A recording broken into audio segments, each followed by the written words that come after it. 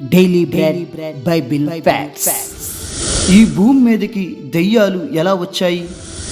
దెయ్యాల నివాస స్థలాలు ఏమిటి? చనిపోయిన వారు దెయ్యాలు అవుతారా? దెయ్యాలు ఎప్పుడు అంతమవుతాయి?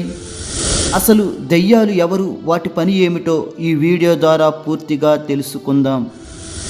ముందుగా దెయ్యాలు ఎవరో, ఎక్కడి నుంచి వచ్చారో తెలుసుకుందాం. పరలోకంలో సాతానుకు దురాలోచన వచ్చిన తరువాత తన వైపు అనేక మంది దేవదూతలను దేవునికి వ్యతిరేకంగా సాతాను తయారు చేసుకున్నాడు. దేవునితో తిరుగుబాటు చేసే రోజుకు అనేక మందిని దేవదూతల సైన్యాన్ని సాతాను సిద్ధం చేసుకున్నాడు. యెషయా 14, యెహెజ్కేలు 28 అధ్యాయాల ప్రకారం దేవుని మీద తన సైన్యంతో సాతాను తిరుగుబాటు చేసిన రోజున సాతానును, అతని దేవదూతలను దేవుడు పాతాళంలో బంధించాడు. ప్రకటన గ్రంథము 12వ అధ్యాయము 9వ వచనం. కాగా సర్వలోకమును మోసపుచ్చుచు అపవాది అనియు సాతాననియు పేరుగల ఆది సర్పమైన ఆ మహాఘట సర్పము పడద్రోయబడెను. అది భూమి మీద పడద్రోయబడెను. దాని దూతలు దానితో కూడా పడద్రోయబడిరి. ఈ లేఖనం ప్రకారం సాతాను పాపం చేసిన రోజున దేవుడు సాతానును, దాని దూతలను పరలోకం నుంచి భూమి మీదకు పడద్రోశాడు. అయితే సాతానుతో పాటు ఎంతమంది దేవదూతలు పడద్రోయబడ్డారంటే అదే అధ్యాయము 4వ వచనం చదువుదాం. దాని తోక ఆకాశ నక్షత్రములలో 3వ భాగం నిడ్చి వాటిని భూమి మీద పడవేసెను. ఈ లేఖనం ప్రకారం సాతాను మరియు సాతాను యొక్క దేవదూతలు 3వ భాగము భూమి మీద పడవేయబడ్డాయి. ఆకాశ నక్షత్రాలు అంటే దేవుడు సృష్టించిన కోట్లాను కోట్ల దేవదూతలు. అందులో 3వ వంతును సాతాను భూమి మీదకి తీసుకుని వచ్చాడు. 3వ వంతు అంటే ప్రతి 1000 మందిలో 300 మంది అని అర్థం. అంటే కోట్లాను కోట్ల దేవదూతలలో ఇంతమందిని సాతాను తన వైపు త్రిప్పుకున్నాడు. మొదటి దఫాలో పడిపోయిన దేవదూతలను దేవుడు పాతాళంలో కటిక బిలంలో బంధించాడు. యోధా వ్రాసిన ఏకైక పత్రిక 6వ వచనం. మరియు తమ ప్రధానత్వమును నిలుపుకొనక తమ నివాస స్థలమును విడిచిన దేవదూతలను మహాదినమున జరుగు తీర్పు వరకు కటిక చీకటిలో నిత్య పాశములతో ఆయన బంధించి భద్రము చేసెను. ఈ లేఖనం ప్రకారం దేవుడు పడిపోయిన దేవదూతలను పాతాళంలో కటిక చీకటిలో నిత్య పాశములు అంటే శాశ్వతమైన గొలుసులతో బంధించి భద్రం చేశాడు. ఇదే విషయాన్ని మరొక లేఖనం కూడా దృఢపరుస్తుంది. 2వ పేతురు 2వ అధ్యాయము 4వ వచనం. దేవదూతలు పాపము చేసినప్పుడు దేవుడు వారిని విడిచిపెట్టక పాతాళ లోకమందలి కటిక చీకటి గల బిలములోనికి త్రోసి తీర్పుకు కావలిలో ఉంచబడుటకు వారిని అప్పగించెను. ఈ లేఖనం ప్రకారం చూసిన పాపం చేసిన దేవదూతలను దేవుడు పాతాళంలో బంధించాడు. ఈ దేవదూతలు అంత్య తీర్పు వరకు పాతాళంలోనే బంధింపబడతాయి. అప్పటి వరకు ఇవి విడుదల కావు. ఆ తరువాత కొంతకాలానికి ఆదాము హవ్వలను దేవుడు సృష్టించిన తరువాత వారిని పరీక్షించుటకు పాతాళంలో ఉన్న సాతానుకు ఏదోను తోటలో ప్రవేశించుటకు దేవుడు ప్రత్యేక అనుమతి సాతానుకు ఇచ్చాడు. కానీ ఆ పరీక్షలో ఆదాము హవ్వలు విఫలమయ్యారు. సాతాను కుయుక్తులకు మానవుడు లొంగిపోయాడు. ఆ తరువాత మరొక దఫాలో సాతాను తన దేవదూతలను భూమి మీదకి తెచ్చింది. ఆ పడిపోయిన దేవదూతలకు మాత్రం దేవుడే స్వేచ్ఛనిచ్చాడు. భూమి మీద సంచరించుటకు అవకాశం ఇచ్చాడు. ఈ అవకాశం దేవుడు ఎందుకు ఇచ్చాడు అంటే స్వచ్ఛమైన వధువు సంఘమును దేవుడు తయారు చేయుటకు, మానవులలో నకిలీలు ఎవరో జల్లెడ పట్టుటకు ఈ దేవదూతలకు అవకాశం దేవుడు కల్పించాడు. వీరే దెయ్యాలు. ఈ పడిపోయిన దేవదూతలనే దెయ్యాలుగా మనం ఇప్పుడు పిలుచుకుంటున్నాము. ఈ దెయ్యాలకు ముఖ్య గురువు సాతాను. సాతాను తన అనుచరులకు దేవుని కార్యాలను నాశనం చేయాలని నిరంతరం ఆజ్ఞలిస్తాడు. తమ గురువైన సాతాను మాటలు ఈ దెయ్యాలు తోచా తప్పకుండా పాటిస్తాయి. అయితే భూమి మీద ఈ దెయ్యాలు మొదటిగా ఒక దేశాన్ని కేంద్రస్థానంగా చేసుకుని ప్రపంచాన్ని పరిపాలించాయి. తరువాత దశల వారీగా తమ కేంద్రస్థానాలు మార్చుకుని దేవుని బిడ్డలకు అలజడులు సృష్టిస్తూ వస్తున్నాయి. ప్రకటన గ్రంథము 18వ అధ్యాయము 2వ వచనం. అతడు గొప్ప స్వరంతో ఆర్భటించి ఇట్లనెను, మహాబబులోను కూలిపోయెను, అది దెయ్యములకు నివాస స్థలమును, ప్రతి అపవిత్రాత్మకు ఉనికిపట్టును, అపవిత్రమును అసహ్యమునైన ప్రతి పక్షికి ఉనికిపట్టును ఆయను. ఈ లేఖనం ప్రకారం పడిపోయిన దేవదూతలు దెయ్యాలుగా ఆవిర్భవించిన తరువాత మొట్టమొదటిగా భూమి మీద బబులోను దేశాన్ని కేంద్రస్థానంగా చేసుకున్నాయి. ఈ బబులోను సామ్రాజ్యాన్ని మొదటిగా నెలకొల్పింది ఎవరంటే నిమ్రోదు. ఇక్కడి నుంచే దెయ్యాలు బబులోను దేశాన్ని కేంద్రస్థానంగా చేసుకుని ప్రపంచాన్ని ఏలాయి. బబులోను దేశం ఇప్పుడు ప్రస్తుత ఇరాక్ దేశంలో ఉన్నది. ఈ దెయ్యాలకు ఉనికిపట్టు నివాస స్థలం ఎక్కడి నుంచే ప్రారంభం అయ్యింది. ఆ తరువాత దశల వారీగా ఐగుప్తు దేశాన్ని, లెబనాన్ దేశాన్ని ఇలా తమ తమ కేంద్రస్థానాలను మార్చుకుంటూ మానవులకు దేవుణ్ణి దూరం చేస్తున్నాయి ఈ దెయ్యాలు. అలాగే ఈ దెయ్యాలకు పరిపాలనా వ్యవస్థ కూడా ఉన్నది. ఉదాహరణకు మన భారతదేశానికి రాష్ట్రపతి, ప్రధానమంత్రి, ఎంపీలు, ముఖ్యమంత్రులు, ఎమ్మెల్యేలు, సర్పంచులు, వార్డు మెంబర్లు ఎలాగూ ఉన్నారో అలాగే దెయ్యాలకు కూడా ప్రధాన పదవుల నుంచి క్రింది స్థాయి పదవుల వరకు ఒక పరిపాలన వ్యవస్థ ఉన్నది. ఇలా ప్రతి దేశంలోనూ దెయ్యాలకు పరిపాలన వ్యవస్థ ఉన్నది. ఎఫెసీయులు 6వ అధ్యాయము 12వ వచనం. యాలి అనగా మనము పోరాడునది శరీరులతో కాదు గాని ప్రధానులతోనూ అధికారులతోనూ ప్రస్తుత అంధకార సంబంధులకు లోకనాథులతోనూ ఆకాశ మండలమందున్న దురాత్మల సమూహములతోనూ పోరాడుచున్నాము. ఈ లేఖనం ప్రకారం దెయ్యాలలో ప్రధానులు ఉన్నారు, అధికారులు ఉన్నారు, అలాగే దెయ్యాల సమూహాలు ఉన్నారు. మనం వీటితోనే ప్రస్తుతానికి పోరాడుతున్నాము. కావున దెయ్యాలలో కూడా పరిపాలన వ్యవస్థ ఉన్నది. ఈ లేఖనాన్ని దృఢపరచుటకు మరొక లేఖనం కూడా ఉన్నది. కొలస్సీయులు 2వ అధ్యాయము 15వ వచనం. ఆయన ప్రధానులను, అధికారులను నిరాయుధులుగా చేసి సిలువ చేత జయోత్సవంతో వారిని పట్టి తెచ్చి బాహాటముగా వేడుకకు కనపరిచెను.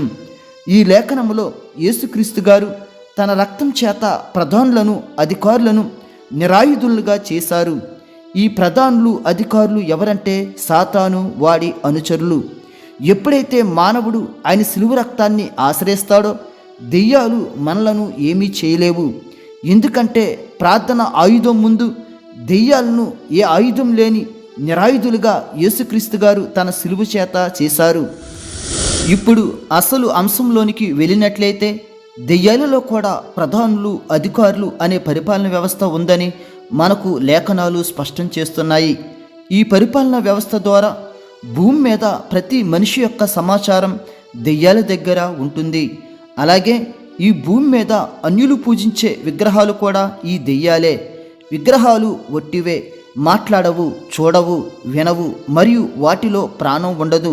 కానీ ఆ విగ్రహాలను పూజించేలాగిన దెయ్యాలు మానవులను ప్రేరేపిస్తాయి. ఆ విగ్రహాలే దేవుళ్ళని మనకు భ్రమ కల్పిస్తాయి. ప్రకటన గ్రంథము 9వ అధ్యాయము 20వ వచనం.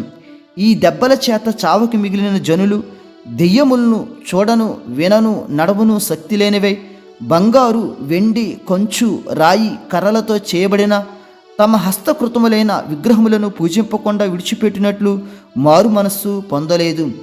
ఈ లేఖనాన్ని మనం క్షుణ్ణంగా పరిశీలించినట్లయితే అన్యులు పూజించే విగ్రహాలు మనుషులు తయారు చేసిన చేతి పనులు. బంగారం, వెండి, కొంచు, వెలగల రాళ్లతో, కర్రలతో తయారు చేసిన విగ్రహాలు దేవుళ్ళు కారు. ఇవి చూడవు, వినవు, నడవవు, శక్తి ఉండదు. కానీ వీటి వెనుక దెయ్యాలు ఉన్నాయి. ఆ దెయ్యాలనే దేవుళ్ళు అని అన్యులు పూజిస్తున్నారు. వీటికి లోకానుసారమైన అనేక పేర్లు పెట్టుకుని దేవుళ్ళుగా పూజిస్తున్నారు. ద్వితీయోపదేశకాండము 32వ అధ్యాయము 17వ వచనం. వారు దేవత్వం లేని దెయ్యములకు, తామెరగని దేవతలకు, క్రొత్తగా పుట్టిన దేవతలకు, తమ పితరులు భయపడని దేవతలకు బలి అర్పించిరి. ఈ లేఖనం ప్రకారం దెయ్యాలలో దైవత్వం ఉండదు, కానీ వీరే దేవుళ్ళు అనుకుని బలులు అర్పించేవారు ఉన్నారు. 1 కొరింథీ 10వ అధ్యాయము 20వ వచనం. అన్యజనులు అర్పించు బలులు దేవునికి కాదు, దెయ్యములకే అర్పించుచున్నారని చెప్పుచున్నాను. మీరు దెయ్యములతో పాలువారొకట నాకు ఇష్టం లేదు. ఈ లేఖనం ప్రకారం అన్యజనులు దెయ్యాలకే బలులు అర్పిస్తున్నారు. అన్యజనులు దెయ్యాలను దేవుళ్ళు అనుకుంటున్నారు. ఇప్పుడు అన్యజనులు పూజించే ప్రతి విగ్రహం వెనుక దెయ్యాలు ఉన్నాయి. ఆ దెయ్యాలనే అన్యజనులు పూజిస్తున్నారు. కావున అన్యజనుల విగ్రహ సంబంధమైన ప్రతి దానికి క్రైస్తవుడు దూరంగా ఉండాలి. 1 కొరింథీయులు 8వ అధ్యాయము 5, 6 వచనములు. దేవతలు అనబడిన వారును ప్రభువులు అనబడిన వారును అనేకులున్నారు.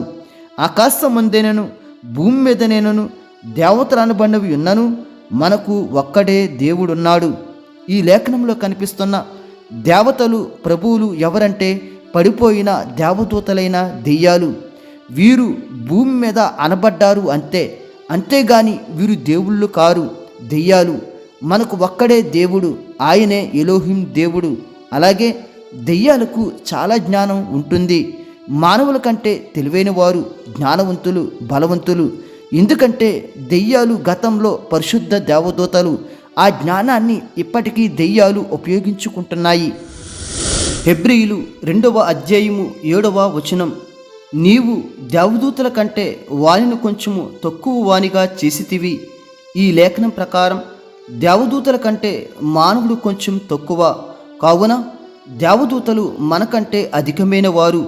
ఈ దేవదూతల్లో నుంచే సాతాను కొంతమందిని భూమి మీదకి రప్పించి మానవుల మీద ఆధిపత్యం చెలాయించేలాగా చేస్తున్నాడు. కానీ ఈ దెయ్యాలు తమ జ్ఞానాన్ని చెడుకు మాత్రమే ఉపయోగిస్తాయి. మానవులలో అసూయ, స్వార్థం, కోపం, కామం, అబద్ధాలు, ఇతర చెడు అభిప్రాయాలు కలిగించేలాగున దెయ్యాలు తమ జ్ఞానాన్ని ఉపయోగిస్తాయి. యాకోబు రాసిన పత్రిక 3వ అధ్యాయము 15వ వచనం. ఈ జ్ఞానము పైనుండి దిగువచ్చినది కాక భూ సంబంధమైనదియు ప్రకృతి సంబంధమైనదియు దెయ్యముల జ్ఞానము వంటిదనే ఉన్నది. దెయ్యాలు పాపం చేయకముందు మంచి జ్ఞానం పరలోకంలో కలిగి ఉన్నారు. తరువాత సాతాను మాట నమ్మి భూమి మీదకి వచ్చిన తరువాత భూ సంబంధమైన ప్రకృతి సంబంధమైన జ్ఞానంతో మానవులను దేవునికి దూరం చేస్తున్నాయి ఈ దెయ్యాలు. ఈ దెయ్యాల జ్ఞానమే అసూయ, స్వార్థం, కామం, అబద్ధాలు, వివాదాలు. ఇవి మనలో ఉంటే గనుక మనం దెయ్యాల జ్ఞానం కలిగి ఉన్నామని అర్థం. అలాగే దెయ్యాలు భూమి మీద కొంతమంది మాంత్రికులను తయారు చేసుకుంటాయి. వారికి మాంత్రిక విద్య నేర్పి ఆ మంత్రాలతో వారు ఎప్పుడు పిలిస్తే అప్పుడు వచ్చేలాగున వారికి అందుబాటులో ఉండే ప్రయత్నాలు చేస్తాయి. ఈ విధంగా అనేక మందిని నేనే దేవుణ్ణి అని ప్రచారం చేసుకుని అసలైన దేవునికి మానవులను దూరం చేస్తాయి ఈ దెయ్యాలు. ద్వితీయోపదేశకాండము 18వ అధ్యాయము 11వ వచనం. కర్ణపిశాచిని అడుగువాని నేనను, దెయ్యముల యొద్ద విచారణ చేయువాని నేనను మీ మధ్య ఉండనీయకూడదు. ఈ లేఖనం ప్రకారం దెయ్యాలతో మాట్లాడే వ్యక్తులు కూడా ఉంటారు. వీరిని సాతానే తయారు చేసుకుంటాడు. వీరికి మాంత్రిక విద్యలు నేర్పి ఆ శబ్దాలు పలుకున్నప్పుడు వీరికి అందుబాటులో ఉంటాయి ఈ దెయ్యాలు. దీని ద్వారా సత్యదేవుణ్ణి మర్చిపోయేలాగానే చేయడమే ఈ దెయ్యాల లక్ష్యం. అలాగే మన సమాజంలో దెయ్యాలు పట్టే మనుషులను మనం చాలామందిని చూసి ఉంటాం. మనకు కూడా దెయ్యాలు పట్టిన సందర్భాలు ఉండే ఉంటాయి. ఆ దెయ్యాలు పట్టినప్పుడు మనుషులు వింతగా ప్రవర్తిస్తారు. భయంకరమైన అరుపులతో, కేకలతో భయక్రాంతులు చేస్తారు. అయితే ఈ దెయ్యాలు ఎప్పుడు పడతాయి అంటే మనం ఎప్పుడైతే దేవునిలో బలహీనులు అవుతామో అప్పుడు మనలోనికి ప్రవేశించడానికి ప్రయత్నం చేస్తాయి. అందులో భాగంగానే యేసుక్రీస్తు గారి దగ్గరికి దెయ్యాలు పట్టిన వారు అనేక మంది వచ్చారు, విడుదల పొందారు. అలాగే ఆదిమ అపోస్తులు కూడా దెయ్యాలు పట్టిన వారిని అనేక మందిని విడిపించారు. మన బలహీనతే దెయ్యాలకు రాజమార్గం మన శరీరంలో ప్రవేశించడానికి. అయితే దెయ్యాలు మనకు పట్టకుండా ఉండాలంటే ఒకే ఒక్క మార్గం. అది ఏమిటంటే మనం క్రీస్తుని విశ్వసించాలి. అప్పుడు మన శరీరంలో పరిశుద్ధాత్మ నివసిస్తుంది. పరిశుద్ధాత్మ మనలో నివసిస్తే దెయ్యాలు మన శరీరంలోనికి రాలేవు. 1 యోహాను 4వ అధ్యాయము 4వ వచనం. చిన్నపిల్లలారా, మీరు దేవుని సంబంధులు, మీలో ఉన్నవాడు లోకములో ఉన్నవాని కంటే గొప్పవాడు గనుక మీరు వారిని జయించి ఉన్నారు. ఈ లేఖనాన్ని మనం క్షుణ్ణంగా పరిశీలించినట్లయితే మీలో ఉన్నవాడు ఎవరంటే పరిశుద్ధాత్మ. అలాగే లోకములో ఉన్నవారు ఎవరంటే సాతాను, వాడి అనుచరులైన దెయ్యాలు. కావున ఈ లోకంలో ఉన్న దెయ్యాల కంటే మనలో ఉన్న పరిశుద్ధాత్ముడు గొప్పవాడు. కాబట్టి మనలో పరిశుద్ధాత్మ ఉంటే దెయ్యాలను జయించగలుగుతాము.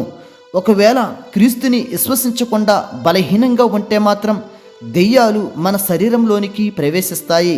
మన లోపట పరిశుద్ధాత్మ ఉంటే మాత్రం దెయ్యాలు బయట తిరుగుతాయి. 1 యోహాను 5వ అధ్యాయము 18వ వచనం, దేవుని మూలముగా పుట్టినవాడు భద్రము చేసుకొనును, గనుక దుష్టుడు వాని ముట్టడు. ఈ లేఖనం ప్రకారం శిలువ రక్తాన్ని ఆశ్రయించి బాప్తిస్మం ద్వారా నూతన జన్మం పొందినట్లయితే దుష్టుడు మనలను ముట్టే సాహసం చేయడు. అలాగని విశ్వాసాన్ని భద్రం చేసుకోకుండా దేవునిలో బలహీనమైతే దెయ్యాలు మనలోకి మన ఇంటిలోనికి వచ్చేస్తాయి. అందుకే యేసుక్రీస్తు దెయ్యాల గురించి అనేక బోధలు చేశారు.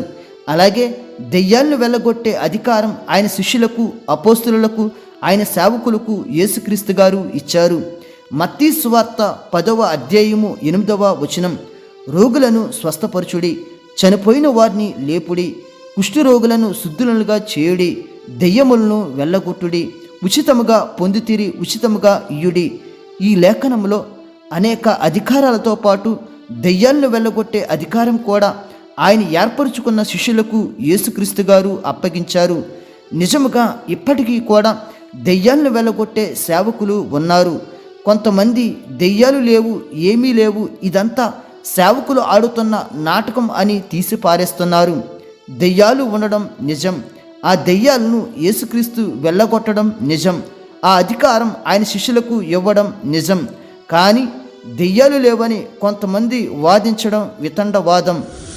దెయ్యాలు బలహీనమైన వారిని పట్టుకుంటాయని ఇంతకుముందు నేర్చుకున్నాం. అందులో భాగంగానే కొన్ని ప్రాంతాలలో అన్యులు గృహదేవతలను, గ్రామదేవతలను నిత్యం పూజించి తరువాత నిజమైన దేవుడని యేసుక్రీస్తుని అంగీకరించిన తరువాత ఇప్పటి వరకు పూజించిన దెయ్యాలను విడిచిపెట్టడం ద్వారా దెయ్యాలు వీరిని విడిచిపెట్టవు. వారు మందిరాలకి వచ్చిన తరువాత, సేవకులు ప్రార్థించిన తర్వాత అవి వదిలిపోతాయి. ఇప్పటి వరకు దెయ్యాలను పూజించారు కాబట్టి వారిని వదలడానికి దెయ్యాలు ఇష్టపడవు. వీరు యేసుని అంగీకరించిన తర్వాత మరింత వారిలో వింతగా ప్రవర్తించేలాగున చేస్తాయి. ఎలాగైనా తిరిగి తమకు మ్రొక్కేలాగున దెయ్యాలు ప్రయత్నాలు చేస్తాయి. అప్పుడు సేవకుల ప్రార్థనే వీరిని ఆ దెయ్యాల నుంచి విడుదల అనుగ్రహిస్తుంది.